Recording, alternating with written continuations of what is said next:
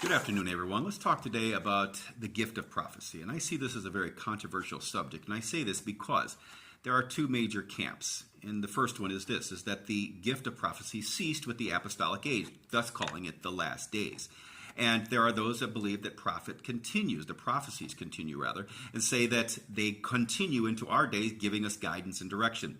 So which is it? Let's see what the Bible says. You'll see where I stand as we go farther.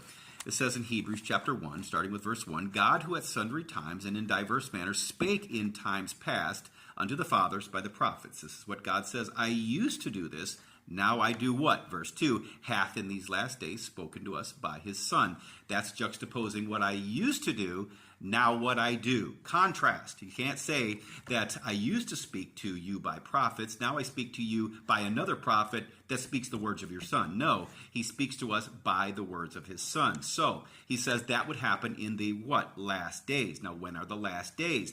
And I contend that that was the end of the apostolic age. And I'll show you how I come to that. It says in Acts chapter 2, as Peter is speaking on the day of Pentecost, verse 15, for he says, for these are not drunken, as you suppose, seeing it is but the third hour of the day.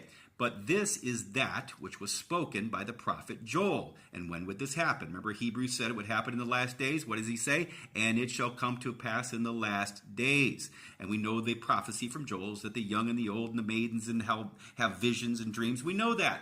But to place the last days, quote, in our time is a mistake. The last days was the last days of the apostolic age.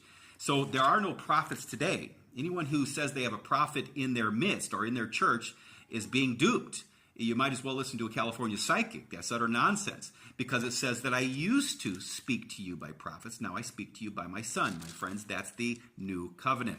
So let me confirm this with one last parable as we see. Remember the story from Matthew chapter 21, starting with verse 33, where there was a householder or a landowner, and he had a great garden or a vineyard, very beautiful, and he lent it out to field workers or husbandmen, as it says. And in the time of the fruiting, he wanted his fruit.